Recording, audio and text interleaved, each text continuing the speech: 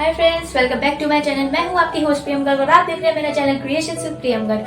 आज का हमारा टॉपिक है लर्निंग एचटीएमएल बेसिक्स। क्या? हाँ बिल्कुल, आपने सही सुना, learning HTML basics.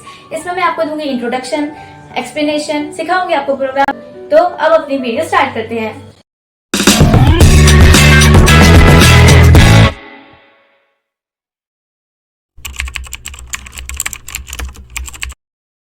Now HTML सिखाने से पहले कुछ ऐसे 7 कीवर्ड्स हैं जो कि मैं आपको सिखाना चाहूंगी, और वो कीवर्ड्स ये हैं। First, website. Second, hyperlink. Third, web page.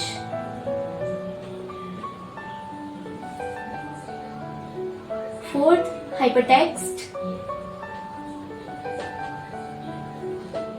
Fifth, hypermedia.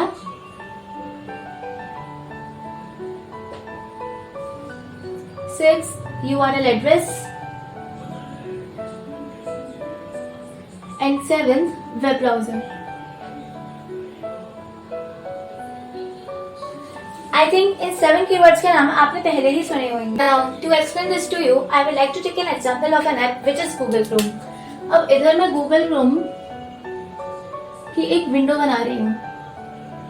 I think आप में से कई लोग गूगल क्रोम यूज करते होंगे। अगर गूगल क्रोम की जगह आप ओपेरा, मोजिला, फायरफॉक्स या ऐसे कोई और ऐप यूज करते हैं, सो नो प्रॉब्लम, इससे आपको ज्यादा दिक्कत नहीं आएगी। लेकिन आई होप आपको ये समझ आ जाए। तो अगर हम अपनी लैपटॉप या कंप्यूटर स्क्रीन या मोबाइल स्क्रीन पर भी खोलें तो हमारे पास कुछ इससे मिलता जुलता विंडो पेन खुलकर आता है गूगल पर क्लिक करने के। तो इधर हमारे पास 2 एड्रेस बार आता है ना। What is address bar? Address bar वो जगह होती है जिधर आप कुछ भी सर्च करते हैं। हमारे पास 2 बॉक्सेस आते हैं, एक इधर और एक इधर। अगर आप ये लैपटॉप और कंप्यूटर स्क्रीन पे खोलते हैं तो इनको हम एड्रेस बार कहते हैं। इधर जो चाहे वो सर्च करते हैं। Now what is website? देखिए, वेबसाइट वो चीज होती है जो आपके एड्रेस बार पे कुछ भी सर्च करने पर खुलती है। फॉर एग्जाम्पल, आपने सर्च करा द इवेंट हैपेंड इन 2004। तो जो भी आपके पास जो पेज खोलकर आएगा दैट इज कॉल्ड वेबसाइट। अगर आप अपने कंप्यूटर या लैपटॉप स्क्रीन पर खोलेंगे जैसे, और लाइक आपने सर्च करा था इवेंट ऑफ 2004, और अगर आप उसको अपने कंप्यूटर या लैपटॉप पर फिर सर्च करेंगे तो आपके पास कुछ इस टाइप की विंडो पेन खुलकर आएगी। इधर आपका वो सर्च करा हुआ एड्रेस बार आएगा जो आपने सर्च करा था, और वो लिखा हुआ आ जाएगा जो भी आपने सर्च करा था, है ना। नाउ अब आप इधर देखते हैं कि इधर कुछ इंफॉर्मेशन आती है सबसे पहले, तो फिर नीचे या फिर इधर ही कुछ ब्लू कलर की लिंक्स आती हैं, कुछ ब्लू कलर से हाईलाइटेड लिंक्स आती हैं। That is called hyperlink. जब आप इन लिंक्स पर क्लिक करते हैं तब आपके पास एक और पेज खुलकर आता है जो कि जिससे भी रिलेटेड होता है उसी बारे में एक पेज खुलकर आता है। That is called web page. तो आपने ये 3 चीजें समझ ली। वेबसाइट वो जो आपके सर्च करने पर खुलता है, हाइपरलिंक वो जो ब्लू लिंक वो इंडिकेट करता है, और वेब पेज वो जो कि हाइपरलिंक के क्लिक करने पर आता है। हो सकता है कि वेब पेज के अंदर भी आपको कुछ ब्लू कलर की लिंक्स मिल जाए, उनको भी हम हाइपरलिंक कहेंगे। वो हाइपरलिंक्स आपको किसी दूसरे वेब पेज पर ले जाती हैं। तो आपने ये 3 पॉइंट्स समझनी है ना। What is hypertext? देखिए, हाइपरटेक्स्ट स्पेशली तब यूज होता है जब आप ऐसे गूगल क्रोम जैसे एप्स खोलते हैं। तो आपने मान लीजिए अपना गूगल, माइक्रोसॉफ्ट एज, ये जो भी आप यूज करते हैं जो आप वो खोला। स्पेशली मैं इंटरनेट से रिलेटेड बता रही हूँ। आपने इंटरनेट से रिलेटेड अपना कोई भी ऐप खोला, फिर आपने उस पर सर्च करा, उस पर जो वेबसाइट आई या वेब पेज आया या कोई भी पेज आया, अगर उस पर सब कुछ सिर्फ लिखा हुआ है, यानी कि सब कुछ सिर्फ टेक्स्ट है, टेक्स्ट मीन्स लिखा हुआ है, तो वो आपका कहलाएगा हाइपर टेक्स्ट। एंड अगर जो आपका पेज खुलकर आया है उसमें पिक्चर्स हैं, कुछ कार्टून कैरेक्टर्स बनाए हैं या फिर कुछ साउंड इफेक्ट्स वगैरह हैं, तो हम उसको हाइपर मीडिया कहेंगे। और अगर इन पिक्चर्स के साथ, स्पेशली पिक्चर्स के साथ कुछ लिखा हुआ है तो भी हम उसको हाइपर मीडिया ही कहेंगे। कहने का मतलब ये है कि जब भी आपके पेज पर सिर्फ टेक्स्ट यानी कि सिर्फ लिखा हुआ होता है तब हम उसको हाइपरटेक्स्ट कहते हैं। हाइपर टेक्स्ट कहते हैं। एंड जब भी आपके पेज पर साथ में कुछ पिक्चर्स होती हैं या फिर सिर्फ पिक्चर्स होती हैं, कुछ साउंड इफेक्ट्स वगैरह होते हैं, तो हम उसको हाइपर मीडिया कहते हैं। आई hope you understood. Now what is URL address? URL address आपका वो लिंक होता है, आप इसको लिंक भी कह सकते हैं, जो कि आप एड्रेस बार पर सर्च करते हैं। अब जैसे कि मैंने आपको बताया, फॉर एग्जाम्पल आपने सर्च करा इवेंट ऑफ 2004, तो that is not a URL address. URL address जो एड्रेस होते हैं means for example like this www.amazon.in, this is a type of URL address. तो आई थिंक आप इस एग्जाम्पल को देखकर समझ ही गए होंगे कि यूआरएल एड्रेस से मेरा क्या मतलब है। यूआरएल एड्रेस स्पेशली एक वेब पेज का एक आइडेंटिटी टाइप होती है जिसको आप सर्च करते हैं, उससे आपका वो वाले वेब पेज रिजल्ट्स आपके शो होंगे, उस वेब पेज के रिजल्ट्स आपके वेबसाइट पर, एंड उस फिर जो हाइपरलिंक उसकी शो हो रही है उसे क्लिक करके आप उस वेब पेज को विजिट कर सकते हैं। तो आई think you understood URL address. Now what is web browser? देखिए, मैं इतनी देर से बोल रही हूँ कि Chrome, Mozilla Firefox and Microsoft Edge, और ये मैं आपको एग्जांपल दे रही हूँ, ये सारा एक वेब ब्राउजर का पार्ट है। वेब ब्राउजर एक ऐसा ऐप होता है जिससे आप इंटरनेट या ऐसी चीजें, इससे रिलेटेड चीजें आप असेस कर सकते हैं। I think you understood what is web browser. For example Google Chrome, Mozilla Firefox और माइक्रोसॉफ्ट एज। यानी कि web browser is defined as an app which can help you to access internet. I think you understood. And एक last चीज, ये जो web page है ये भी 2 टाइप्स के होते हैं, that is dynamic web page and static web page. Static and dynamic web page. Now what is static web page?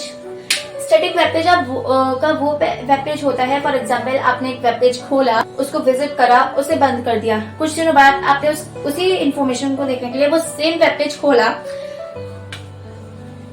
और उसने आपको वही इंफॉर्मेशन सेम उसी तरह से, उसी टेक्स्ट से, उन्हीं पिक्चर्स से दिखाई, तो वो आपका होता है static web page. Now what is dynamic web page? आपने एक वेब पेज खोला, उसमें इंफॉर्मेशन देखी, उसे बंद कर दिया, आपने कुछ दिन बाद उसे फिर से खोला, उसमें इंफॉर्मेशन देखी, लेकिन आप देखते हैं क्या, उसमें तो इस बार अलग ही इंफॉर्मेशन आ रही है। मींस स्टैटिक वेब पेज तो वो होता है जिसमें सेम इंफॉर्मेशन को शो करता है जब भी आप उसको देखें, लेकिन डायनामिक वेब पेज एक ऐसा वेब पेज होता है जो कि अपने इंफॉर्मेशन को बदलता रहता है। इंफॉर्मेशन वो आपको वही प्रोवाइड करेगा लेकिन थोड़े अलग वे से। मैं आपको एग्जांपल देती हूँ। लाइक स्टैटिक वेब पेज, आप किसी भी हिस्टोरिकल इवेंट के बारे में सर्च करते हैं किसी वेबसाइट पर, जैसे the tsunami of 2004 in which India lost its toe, ये हो गया आपका स्टैटिक वेब पेज। आपने इससे रिलेटेड एक वेब पेज खोला और उसको बंद करा, कुछ दिनों बाद देखा, खोला, बंद करा, वो आपको सेम इंफॉर्मेशन प्रोवाइड करेगा बिल्कुल उसी वे में जैसे वो पहले कर रहा था। तो ये हो गया आपका static web page. Dynamic web page में आपके एग्जाम्पल आ जाते हैं लाइक ई शॉपिंग से related websites, for example www.amazon.in। जब भी आप इस वेब पेज को खोलेंगे ये कुछ इंफॉर्मेशन प्रोवाइड करेगा, और कई बार ऐसा होता है ये एक पिक्चर देगा जिसमें ये अपने प्रोडक्ट शो करेगा और उनकी प्राइस शो करेगा। हो सकता है कि अगर आप इसको कुछ दिन या कुछ हफ्तों बाद खोलें, फिर इसे देखें, इंफॉर्मेशन भी प्रोवाइड कर रहा है, प्रोडक्ट्स भी प्रोवाइड कर रहा है, लेकिन इस बार थोड़ी अलग टाइप से, ये अपने अलग ही प्रोडक्ट्स अलग ही प्राइस के साथ प्रोवाइड कर रहा है। तो ये हो गया डायनामिक वेब पेज।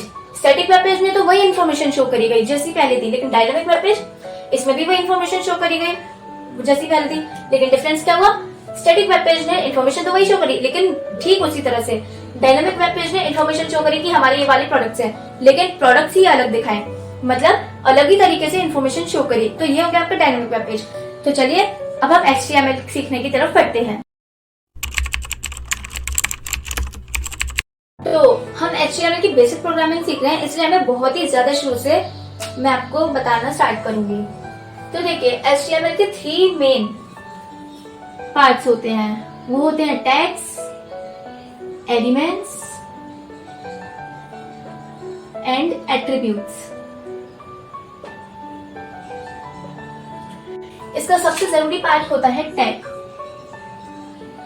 इसके बिना आप कंप्यूटर को नहीं बता सकते कि आपको किस तरह से अपना प्रोग्राम राइट करना है। मैं आपको एलिमेंट्स एंड एट्रीब्यूट्स तो बाद में बताऊंगी, लेकिन सबसे पहले हम सीखते हैं व्हाट इज टैग्स। देखिए टैग्स हम प्रोग्राम में कुछ इस टाइप की कमांड्स और स्टेटमेंट्स देते हैं जिनको हम मतलब टैग्स कहते हैं। लाइक आपको पता ही होगा, हम कोई भी प्रोग्राम लिखते हैं किसी लाइक जावा का, पाइथन का, सी प्लस प्लस का, क्यूबेसिक का, उसमें हम कुछ ना कुछ कमांड जरूर देते हैं अपने कंप्यूटर को, जिससे वो समझ पाता है कि उसे क्या टास्क परफॉर्म करना है। HTML की भाषा में हम उन्हीं कमांड्स और स्टेटमेंट्स को टैग्स का नाम देते हैं। टैग्स कुछ इस तरह से एंगल्स में लिखे जाते हैं। हम अपने याद होगा ग्रेटर देन लेस देन का से साइन लगाते हैं, उसी टाइप के एंगल्स में हम इसे क्लोज करते हैं। फॉर एग्जाम्पल एक टैग होता है HTML, this is a tag. Tag को हम एंगल बेसिस से स्टार्ट और क्लोज करते हैं। ना हमारे टैग्स भी 2 टाइप्स के होते हैं, that are container tags and empty tags. अब इन दोनों में फर्क भी जान लेते हैं। देखिए कंटेनर टैग तो जैसे आपका HTML के एग्जाम्पल हो गया, कंटेनर टैग आपका इसी तरह से स्टार्ट तो होता है। इस टैग को हम कहते हैं ऑन टैग, जिससे आप स्टार्ट कर रहे हैं उस टैग को, हम उसके बीच का लिखते हैं जो भी हमें लिखना होता है अपने प्रोग्राम के लिए, और इसको एक ऑफ टैग से बंद करते हैं। कंटेनर टैग में भी 2 टैग्स होते हैं, एक ऑन टैग और एक ऑफ टैग। ऑन टैग तो होता ही है, जो कि मैं आपको आगे सिखाऊंगी कैसे कैसे टैग्स होते हैं। हमें उसका ऑफ टैग भी लगाना होता है, और हम उस ऑफ टैग को डेबिट करते हैं उसके आगे एक स्लैश लगाकर। इस स्लैश का मतलब है कि ये टैग ऑफ हो रहा है। अगर आप सिर्फ ऑन टैग लगाकर छोड़ देंगे और ऑफ टैग नहीं लगाएंगे तो आपका प्रोग्राम गलत हो जाएगा। और अगर आप सिर्फ ऑफ टैग लगा देंगे और ऑन टैग नहीं लगाएंगे तो उसका कुछ मतलब ही नहीं रहेगा, क्योंकि उसका ऑन टैग तो है नहीं, हमें पता ही नहीं है वो कहाँ से स्टार्ट हो रहा है। तो ये ऑन टैग और ऑफ टैग लगाना जरूरी होता है। और एम्प्टी टैग आई थिंक आप समझ ही गए होंगे, इसी के नाम से समझ आ रहा है। एम्प्टी टैग में ना ऑन टैग होता है ना ऑफ टैग, सिर्फ एक ऐसा ही टैग लगाना होता है। फॉर एग्जाम्पल BR और HR, ये 2 टाइप के एम्प्टी टैग होते हैं। 2 टाइप के नहीं, मतलब 2 एम्प्टी टैग्स के एग्जाम्पल्स हैं। इनका कोई ऑफ टैग नहीं लगता। हम कंटेंट लिखते हैं और इन्हें इधर एंड कर देते हैं टैग लगाकर। हम कंटेंट लिखेंगे, ये टैग लगाकर एंड कर देंगे। इसमें ना ऑन टैग होता है ना ऑफ टैग, बस एक सिंपल ऐसे कमांड होती है। So I hope you understood. लेकिन फिलहाल के लिए हम सिर्फ BR का यूज सीखेंगे, HR का नहीं। देखिए अब हम HTML के एक बेसिक प्रोग्राम का फॉर्मेट जान लेते हैं, और इस फॉर्मेट को इजीली लर्न करने के लिए और फन बनाने के लिए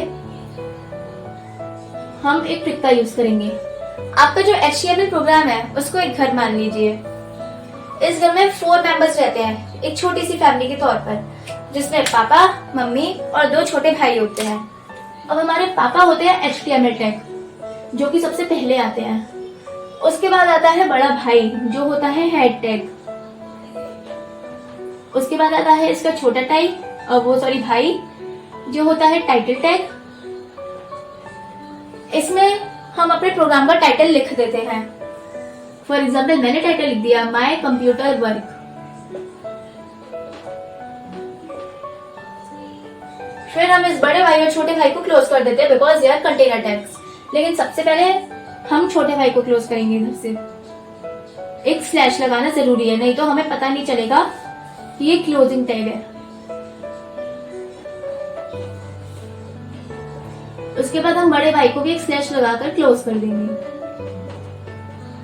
अब इस प्रोग्राम में मम्मी की कमी है, तो हमारी मम्मी होती है बॉडी टैग। इसमें वो हम सब कुछ लिखते हैं जो कि हमें अपने प्रोग्राम में चाहिए होता है आउटपुट में। अब अगर आपको नहीं पता है कि इनपुट और आउटपुट क्या होता है तो मैं बता दूं, इनपुट वो होता है प्रोग्राम जो कि हम लिख रहे हैं, आउटपुट होता है जो उसका आंसर निकल कर आता है। तो हम बॉडी में वो सब लिखते हैं जो कि हमें अपने आउटपुट में चाहिए होता है। इसके बाद हम बॉडी टैग क्लोज कर देते हैं और HTML टैग को भी क्लोज कर देते हैं। तो ये होती है एक छोटी सी फैमिली जो कि एक बेसिक प्रोग्राम में जरूर रहती है। अगर इस फॉर्मेट में इतनी सी भी गलती हुई तो आपका पूरा प्रोग्राम बिगड़ जाएगा। ये इसमें सारे के सारे कंटेनर टैग्स होते हैं और बंद करने जरूरी होते हैं। सबसे पहले HTML टैग पापा के तौर पर, हेड टैग बड़ा भाई, टाइटल टैग छोटा भाई। टाइटल लिखेंगे, छोटे भाई के टैग को क्लोज करेंगे, बड़े भाई के टैग को क्लोज करेंगे, मम्मी का टैग खोलेंगे जो कि है बॉडी टैग। अपनी बॉडी में वो सब लिखेंगे जो कि हमें अपने आउटपुट में चाहिए। Body tag close, HTML tag close. HTML की सिर्फ बेसिक प्रोग्राम में ही बहुत सारे टैग्स होते हैं, तो इसमें घबराने वाली बात नहीं है, क्योंकि मैं आपको एक एक करके सारे टैग्स बताऊंगी। हो सकता है आपको बीच में घबराहट होने लगे कि इतने सारे टैग्स कैसे याद रखेंगे, लेकिन प्रैक्टिकल देखने के बाद आपको सारे याद हो जाएंगे। तो चलिए आराम से स्टार्ट करते हैं। तो मैं आपको एक बेसिक प्रोग्राम लिखकर दिखाऊंगी जिसमें मैं आपको और भी सारे टैग्स का यूज बताऊंगी। जैसे कि मैंने आपको बताया, हमें पूरी फैमिली के मेंबर्स लिखते हैं। HTML tag, head tag as a big brother, title tag as a younger brother. अपने प्रोग्राम का टाइटल लिखेंगे, मैं रख रही हूँ my computer. Title tag close करेंगे, हेड टैग भी क्लोज कर देंगे। अब हमारा मेन पार्ट आता है जिसमें आपको बहुत कुछ सीखना है, वो है बॉडी टैग।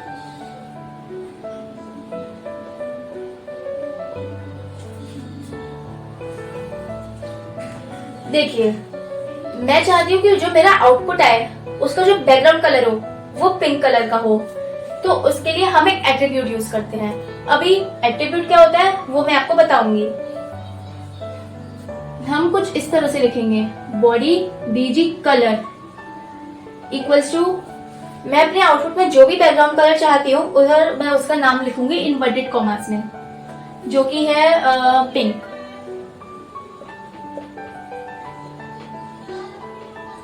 हम इसे कैपिटल लेटर्स में लिखते हैं ज्यादातर। देखिए, HTML एक केस सेंसिटिव प्रोग्रामिंग लैंग्वेज नहीं है, मतलब अपर केस और लोअर केस के बीच में कोई डिफरेंस नहीं लिखा जाता है। Upper case means capital letters and lower case means small letters.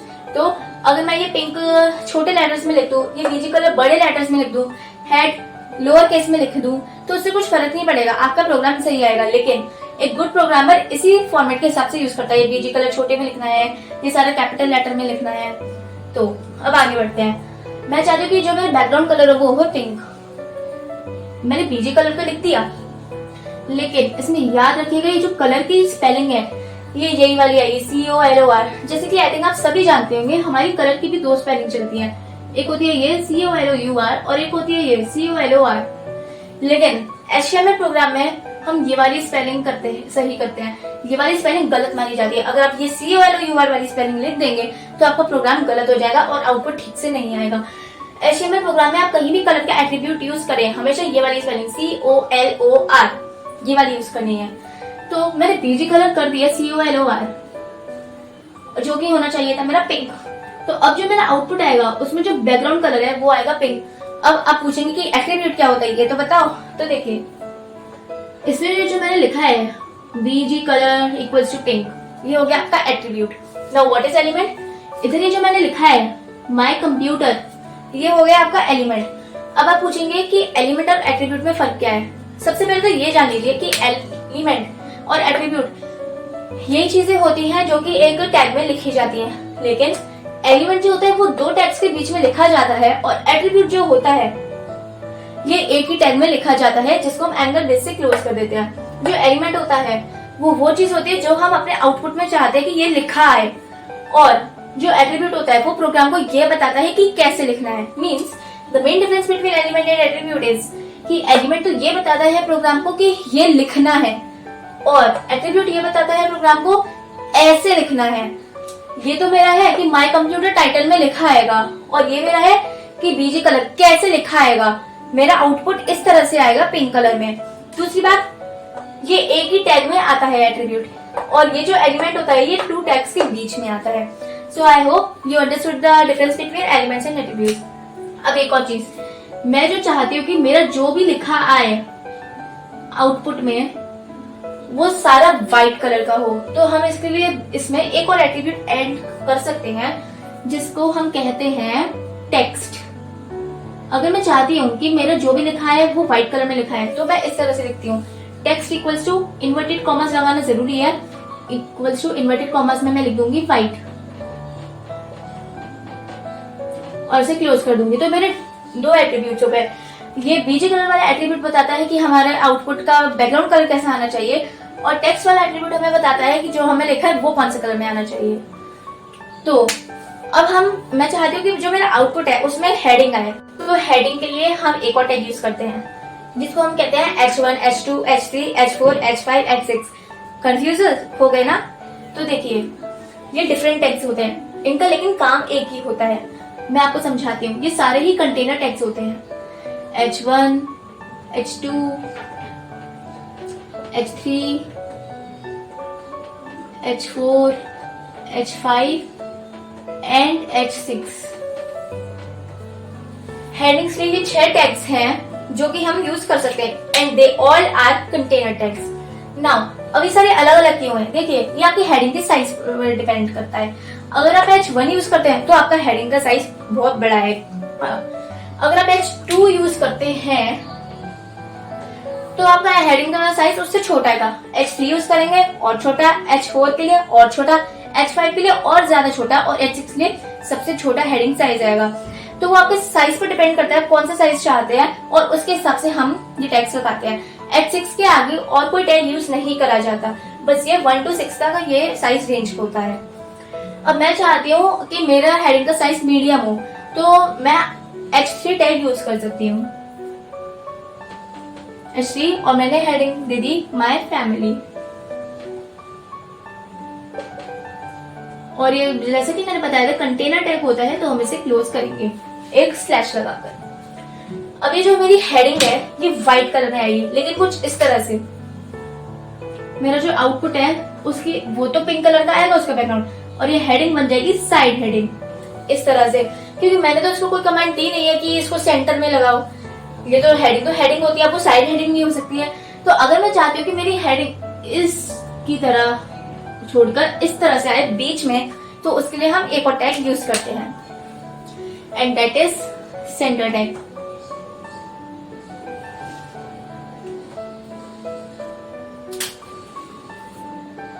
Centre tag को हम जनरली स्मॉल लेटर से लिखते हैं।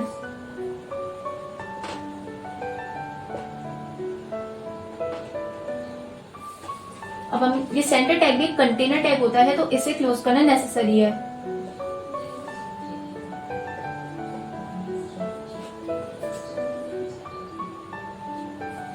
इस तरह से हमने हेडिंग लिखी, तो अब हमारा जो आउटपुट है उसमें हेडिंग इस तरह से सेंटर में आएगी, वो भी H3 साइज के साथ। तो आई थिंक आपको हेडिंग का खेल समझ आ गया होगा। लेकिन एक बात मुझे पता है आपके मन में एक क्वेश्चन जरूर उठ रहा होगा कि ये टाइटल है तो सही, तो हेडिंग की क्या जरूरत? देखिए टाइटल आपके आउटपुट में दिखाई तो देता है, लेकिन इस तरह से नहीं जैसे हेडिंग ये वाली दिखाई देती है। ये मैं आपको प्रैक्टिकल करते समय दिखाऊंगी कि टाइटल कहाँ पर शो होता है। लेकिन फिलहाल अगर आप हेडिंग चाहते हैं अपने आउटपुट में तो आपको हेडिंग टैग का यूज करना होगा। I think you understood that how to put a heading. ये मैंने बॉडी टैग क्लोज कर दिया और ये HTML टैग भी क्लोज कर दिया।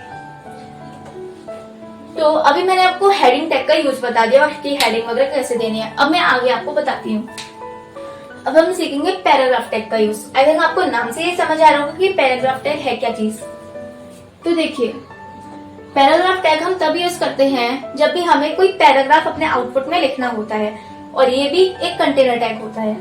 तो पैराग्राफ लिखने के लिए मैं पैराग्राफ टैग लगा दूंगी जो कि इस तरह से P बनाकर लगता है। उसके बाद मैं इधर अपना पैराग्राफ लिख दूंगी और पैराग्राफ टैग को क्लोज कर दूंगी। तो ये मेरा एक पैराग्राफ आ जाएगा। अब अगर मैं एक और पैराग्राफ लिखना चाहती हूँ तो मैं फिर से पैराग्राफ टैग लगा दूंगी, अपना पैराग्राफ लिख दूंगी और पैराग्राफ टैग क्लोज कर दूंगी।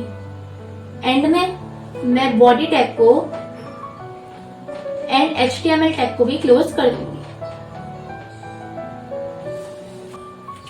तो अब मेरा आउटपुट कुछ इस तरह से आएगा। इधर मैंने हेडिंग तो डाली नहीं तो हेडिंग नहीं आएगी। मेरा बैकग्राउंड कलर आएगा पिंक, मेरा टेक्स्ट कलर आएगा व्हाइट, मतलब मैंने इन पैराग्राफ्स में जो भी लिखा है वो सारा व्हाइट कलर का आएगा। ये मेरा ऐसा फर्स्ट पैराग्राफ आएगा, एक लाइन स्किप करके मेरा सेकंड पैराग्राफ आएगा और मेरा प्रोग्राम खत्म। अब मैं चाहती हूँ कि ये जो पैराग्राफ है ये इसी तरह से आए। मतलब अभी जो मैंने आपको बताया पैराग्राफ इस तरह से आएगा, ये इस तरह से बिल्कुल नहीं आएगा। ये आउटपुट आपका आएगा ऐसे।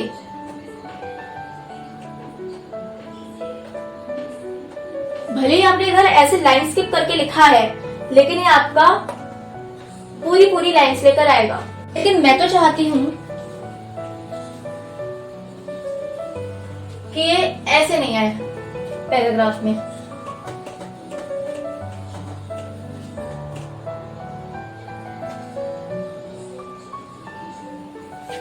मतलब अभी मेरा इरादा आपको ये सिखाने का है कि आपने पैराग्राफ स्किप करना तो सीख लिया, लेकिन मैं चाहती हूँ कि आप लाइन स्किप करना भी सीखिए।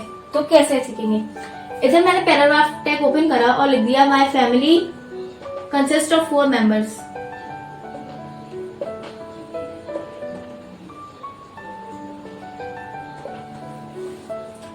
अब मैं चाहती हूँ जो नेक्स्ट लाइन स्टार्ट हो वो इसके आगे से नहीं हो, क्योंकि ये मेरे कुछ इस तरह से लिखा आएगा। अगर मैं नेक्स्ट लाइन भी लिखूंगी तो वो इसी में ज्वाइंट हो जाएगी, लेकिन मैं चाहती हूँ कि नेक्स्ट लाइन इधर से नहीं बल्कि नीचे से स्टार्ट हो। लेकिन अगर मैंने इसके लिए पैराग्राफ टैग यूज कर दिया इस पैराग्राफ को क्लोज करके, तो वो इधर आएगी, इसके पास में नहीं। मैं चाहती हूँ कि इसी के पास में नेक्स्ट लाइन कुछ इस तरह से। तो इसके लिए हम एक टैग का यूज करते हैं, एम्प्टी टैग होता है BR, जिसका मैंने आपको एग्जाम्पल दिया था। क्योंकि एक एम्प्टी टैग होता है जिसमें मुझे ऑफ टैग लगाने की जरूरत नहीं। ये टैग इंडिकेट कर रहा है कि ये लाइन यहीं पर खत्म हो गई, अब इसके बाद आप जो भी लिख रहे हैं वो नेक्स्ट लाइन से आएगा। अब मैं अगर अपनी नेक्स्ट लाइन लिख दूंगी कि जैसे माय नेम इज प्रियंका,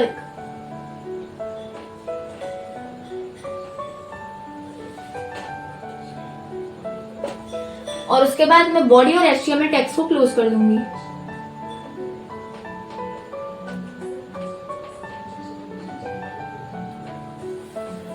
तो अब ये मेरा आउटपुट इस तरह से आएगा। अब आप ये सोच रहे होंगे कि ये बॉडी और HTML टेक्स्ट तो मैंने एक ही लाइन में लगा दिए, इससे प्रोग्राम गलत नहीं होगा?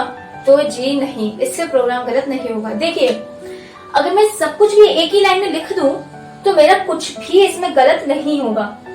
अगर मैं ये पैराग्राफ टैग इधर से लगा दूं, ये माय फैमिली इधर से स्टार्ट कर दूं, BR टैग इसके सामने लगा दूं, BR टैग के सामने ये वाली लाइन लिख दूं, और अगर फिर मैंने ठीक से सारे एंगल बेसिस क्लोज करे हैं, सारे टैग्स के ऑन टैग ऑफ टैग ठीक से लगाए हैं, तो मेरे आउटपुट में कुछ भी गड़बड़ नहीं होगी। कहने का मतलब ये है, अगर मैं ये सारे मिक्सअप कर दूं, मिक्सअप से मतलब ये नहीं इधर का उधर कर दिया, मीन्स ये सारे एक लाइन में लिख दूं, तो मेरे प्रोग्राम में कुछ गड़बड़ी नहीं आएगी अगर मैंने सारे टैग्स ठीक से क्लोज करे हैं। तो हम ज्यादातर इनको नेक्स्ट लाइन में इसलिए लिख देते हैं ताकि हमें प्रोग्रामिंग करते समय कुछ कंफ्यूजन ना हो, इसलिए मैं यही प्रेफर करती हूँ कि हमें नेक्स्ट लाइन में लिखे। इधर मेरे व्हाइट बोर्ड पर स्पेस नहीं थी, इसलिए मैंने इधर लिख दिया। और अगर मैं रियल लाइफ में भी इस तरह से लिख दूंगी प्रैक्टिकल करते समय, तो मेरे आउटपुट में कुछ भी गड़बड़ नहीं आएगी। इसलिए it doesn't matter if you write it in same line और different line, the output will be same if you have closed all the tags completely.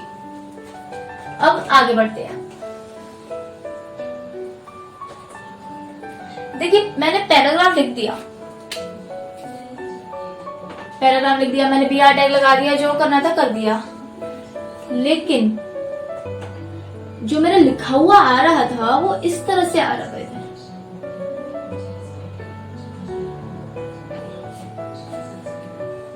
मैं चाहती हूँ इस तरह से नहीं, ये इस तरह से है।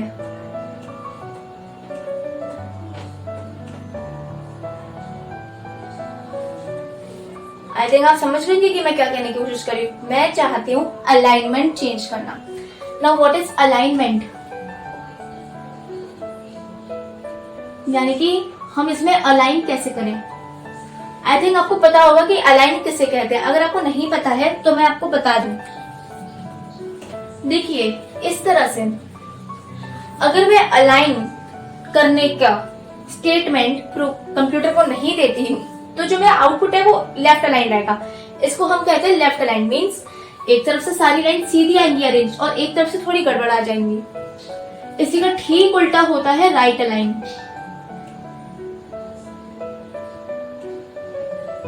मीन्स ये सारी लाइंस एक तरफ से एकदम सीधी आएंगी, यानी कि राइट साइड से सीधी आएंगी और लेफ्ट साइड से गड़बड़ आ जाएंगी। ये हो गया राइट अलाइन, राइट साइड से सब कुछ अलाइन होगा।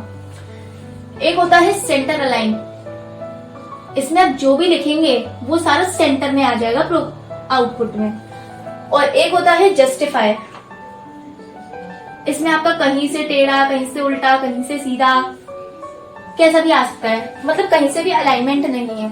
तो ये 4 टाइप्स के अलाइनमेंट होते हैं। लेफ्ट अलाइन, लेफ्ट साइड से अलाइन होता है। राइट अलाइन, राइट साइड से अलाइन होता है।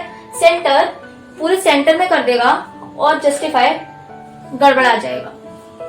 तो ये करने के लिए अब मैं चाहती हूँ मैंने जो भी लिखा है ये सारा सेंटर में आए, तो इसके लिए हम अलाइन का एट्रीब्यूट यूज करते हैं। अलाइन, जी हाँ, अलाइनमेंट का कोई टैग नहीं होता, अलाइनमेंट का एट्रीब्यूट होता है।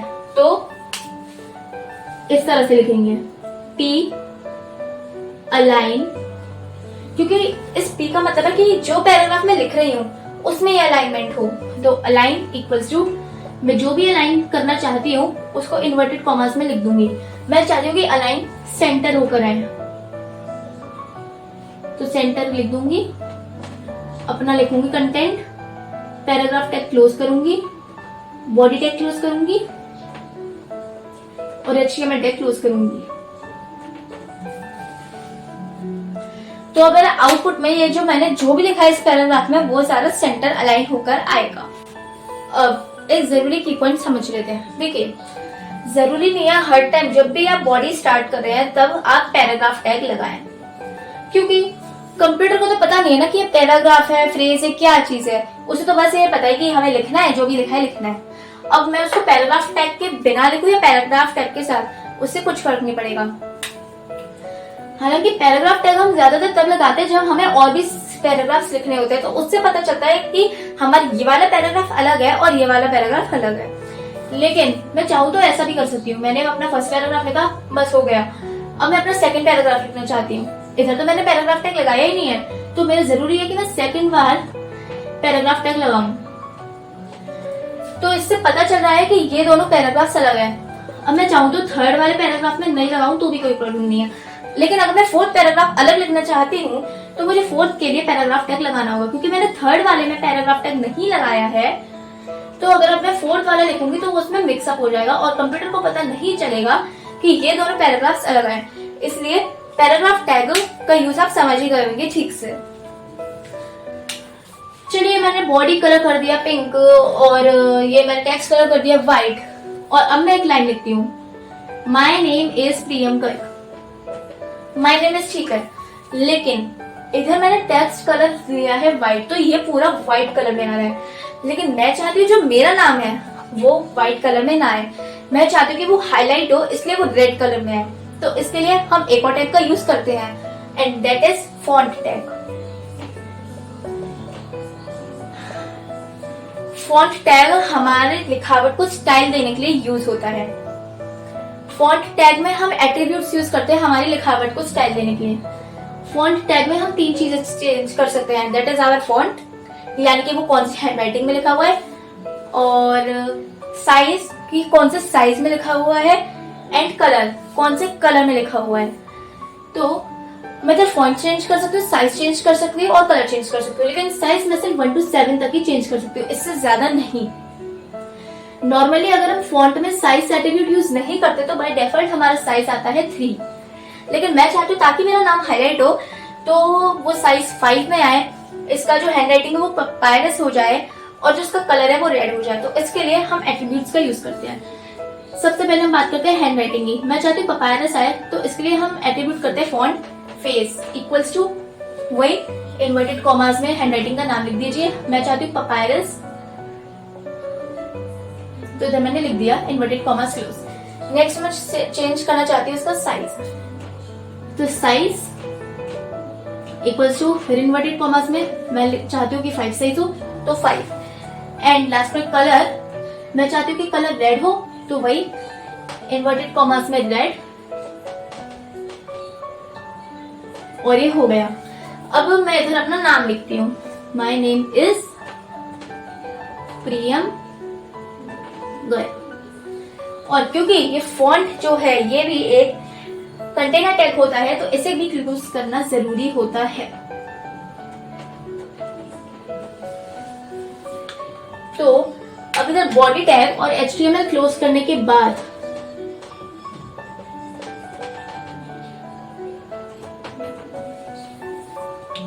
जो मेरा आउटपुट आएगा उसमें इतना लिखा आ जाएगा माय नेम इज, वो भी व्हाइट कलर वगैरह में।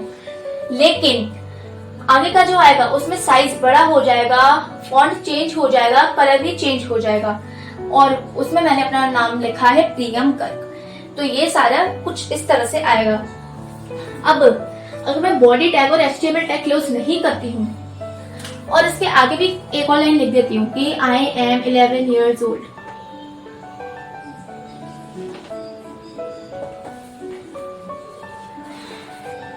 उसके बाद मैं बॉडी टैग और HTML टैग क्लोज करती हूँ, तो ऐसा नहीं है कि मेरा ये रेड कलर में आएगा कि आई एम 11 years old, ये वाली लाइन ना तो मेरी रेड कलर में आएगी, ना इसका साइज चेंज होगा और ना ही handwriting, because font tag एक कंटेनर टैग होता है और मैंने उसको इधर ही क्लोज कर दिया है। ये मतलब शो कर रहा है कि फॉन्ट टैग यहाँ से स्टार्ट हो रहा था, मतलब इतना जो है नॉर्मल होना चाहिए इससे पहले का। फिर इसके बीच का मैंने एलिमेंट लिख दिया और इसको बंद कर दिया, मतलब इधर ही खत्म हो गया। मतलब तुम्हें बस इतना पार्ट ही इस तरह से लिखना है, बाकी का जो मैं लिखूंगी वो नॉर्मल आएगा क्योंकि मैंने तो फॉन्ट टैग क्लोज कर दिया। और फिर मैंने ये सब क्लोज कर दिया तो इधर आएगा माय नेम इज प्रियंका, इस तरह से आएगा, और बाकी आई एम 11 years old फिर से नॉर्मल आएगा आउटपुट में। तो चलिए अब कुछ और टैग्स हैं जो हमें सीखने होंगे। तो अब हम सीखेंगे बोल्ड, इटैलिक्स और अंडरलाइन टैग्स का यूज। आई थिंक आपको इन तीनों का मतलब पता ही होगा, अगर आपको नहीं पता है तो बता दूं। आपने अपनी बुक्स या नोटबुक्स में देखा होगा कि कुछ वर्ड्स थोड़े मोटे वर्ड आते हैं हाईलाइट करने के लिए, जिसको हम कहते हैं बोल्ड। अंडरलाइन का मतलब तो आपको पता ही है, उसके नीचे एक लाइन खींची आएगी जो कि हॉरिजॉन्टल होगी, और इटैलिक्स थोड़ा टेढ़ा होकर आता है वर्ड। तो इसके लिए हम इन तीन टैग्स का यूज करते हैं। बोल्ड के लिए बी टैग, अंडरलाइन के लिए यू टैग और इटैलिक्स के लिए आई। ये तीनों ही कंटेनर टैग्स होते हैं। तो चलिए इनका यूज सीखते हैं। मैं फिर से वही पुराना एग्जांपल लूंगी सेंटेंस का, माय नेम इज प्रियंका। इसमें मैं चाहती हूँ कि जो मेरा फर्स्ट नेम है प्रियम वो बोल्ड और अंडरलाइन में आए, मीन्स वो थोड़ा मोटा होकर आए, और यू से मतलब उसके नीचे हॉरिजॉन्टल लाइन खींची जाए कुछ इस तरह से। तो इसके लिए हम इन्हीं टैग्स का यूज करेंगे। मैं कोई सा भी टैग पहले इसमें लगा सकती हूँ, तो I will prefer bold tag using, और इधर मैं लिख दूंगी अपना फर्स्ट नेम प्रियम, और इधर ही मैं टैग्स को क्लोज कर दूंगी। जैसे कि आपको पता ही है, जो टैग इधर से हम पहले देखेंगे वही सबसे पहले क्लोज होगा। तो इधर हम अंडरलाइन टैग को क्लोज करेंगे और उसके बाद बोल्ड टैग। अगर सर आपने पहले बोल्ड टैग क्लोज कर दिया तो आपका प्रोग्राम गलत हो जाएगा। तो माय नेम इज प्रियम, अब ये इतना अंडरलाइन और बोल्ड में आएगा, और जो मेरा लास्ट नेम है गर्व, ये मैं चाहती हूँ कि इटैलिक्स में आए। तो इधर मैंने बंद कर दिया और इधर से मैं अपना ये इटैलिक्स वाला टैग स्टार्ट करती हूँ। इधर मैं लिख दूंगी अपना लास्ट नेम गर्व, और इधर ये वाला टैग मैं क्लोज कर दूंगी, और इधर मेरा प्रोग्राम मैं क्लोज कर दूंगी।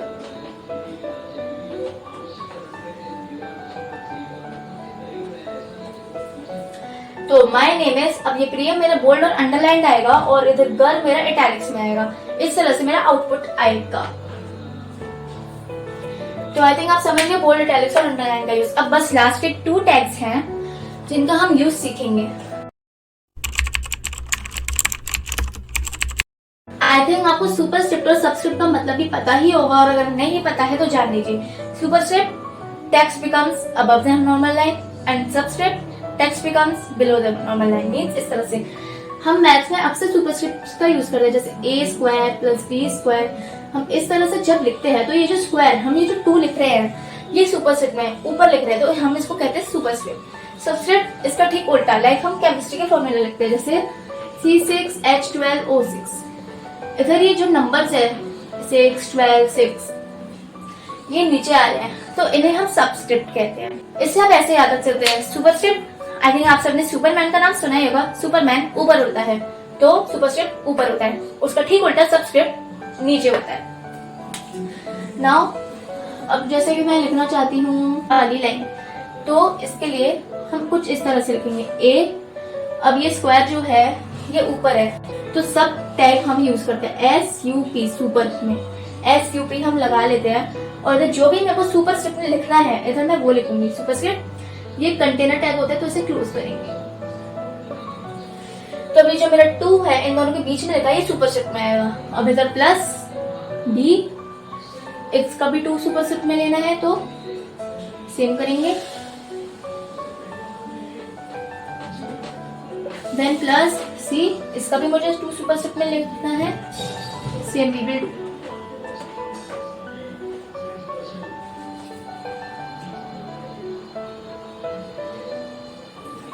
तो अब इस तरह से हमारा ये लिखा हुआ आ जाएगा।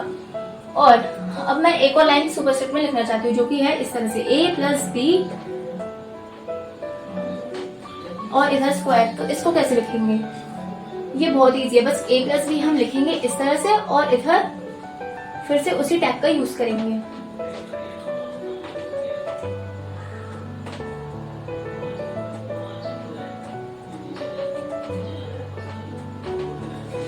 नेक्स्ट केमिस्ट्री के फॉर्मूला, इसके लिए हम सब SUB सब टैग यूज करते हैं, जो कि सबस्क्रिप्ट की निशानी होती है। इसमें भी बस हमें सेम ही करना है, बस टैग बदलना है। लाइक C6H12O6 लिखना है तो C6 हमारा होना चाहिए सबस्क्रिप्ट में, तो SUB सब और इधर 6 लिखेंगे। और ये भी एक कंटेनर टैग होता है, इसलिए हम इसे भी क्लोज कर देंगे। सेम हमें इधर करना है। अब I want to write H, then I want to write 12 in subscript.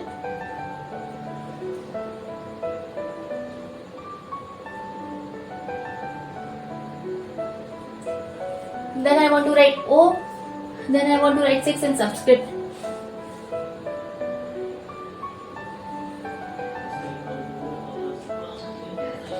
और इधर मैं बॉडी और HTML टैग क्लोज कर देती हूँ।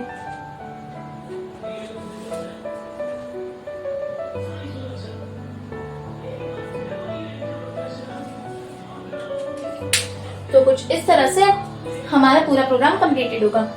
ये जो आएगा मेरा लिखा हुआ, ये आएगा A² plus B² plus C²। इधर हमारा लिखा आएगा A प्लस B²। इधर आएगा हमारा C6H12O6। अगर आपको कोई भी इस वीडियो से रिलेटेड डाउट है तो आप मुझे वो कमेंट्स में पूछ सकते हैं। I will definitely answer it and at least मुझे 24 आवर्स जरूर दीजिएगा आपका क्वेश्चन आंसर करने के लिए, क्योंकि मैं एक दिन में सिर्फ एक ही बार अपने सारी वीडियोस के कमेंट्स चेक करती हूँ।